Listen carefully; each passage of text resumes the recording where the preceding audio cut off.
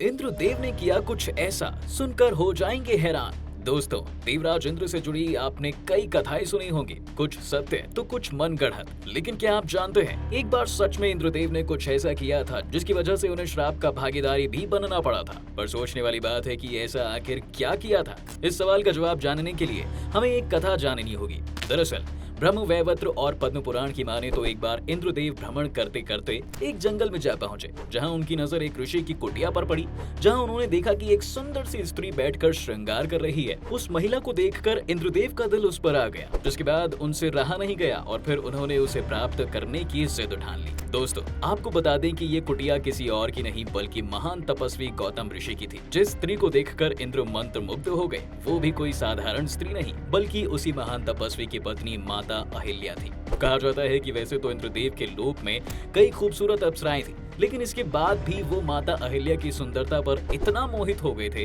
कि उन्हें कोई और रत्ती भर भी नहीं बहा रहा था। जिसके बाद देवराज माता अहिल्या को प्राप्त करने के लिए तरह तरह की तरकीब सोचने लगे। बस फिर क्या होना था, उसी दिन से उन्होंने अहिल्या के पति गौतम ऋषि की दिनचर्या पर नजर रखना शुरू कर दिया। गौतम ऋषि रोज सूर्योदय से पहले जग जाते और अपने रोजमर्रा के काम खत्म करने के लिए नदी किनारे जाते थे। वो वहाँ 2 से 3 घंटे का समय बिताकर फिर से कुटिया में आते थे।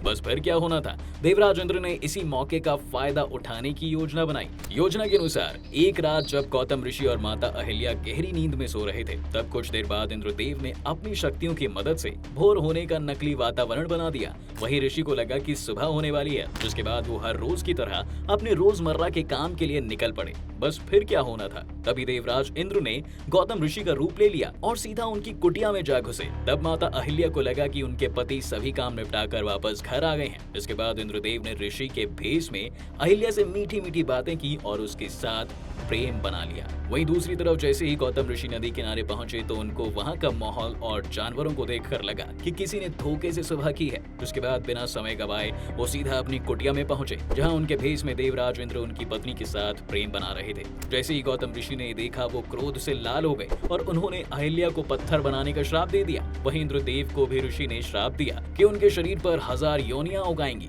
बता दें, श्राप के बाद देखते ही देखते इंद्रदेव के पूरे शरीर पर योनियां उभर आईं, जिसके बाद उन्हें अपनी गलती का एहसास हुआ और उन्होंने गौतम ऋषि से हाथ जोड़कर क्षमा मांगी। जिसके बाद उनका ऐसा हाल देखकर ऋषि ने उन्हें माफ कर दिया, लेकिन उन्होंने कहा कि एक बार श्राप दे दिया इसलिए वो वापस नहीं हो सकता। आगे उन्होंने कहा कि इंद्रदेव के शरीर पर उभरी ये योनियां आंखों में बदल जाएंगी। इस वजह से इंद्रदेव के पूरे शरीर पर आंखें ही आंखें हो गई थी। वहीं दूसरी ओर अहिल्या ने भी गौतम ऋषि से कहा कि उन्हें बिल्कुल भी यह आभास नहीं हुआ कि उनके भेष में कोई और है। जिसके बाद गौतम ऋषि ने पत्नी अहिल्या को वरदान दिया कि कालांतर में श्री हरि का अवतार तुम्हारे पास आएगा और उसके छूने से तुम फिर से पहले जैसी बन जाओगी।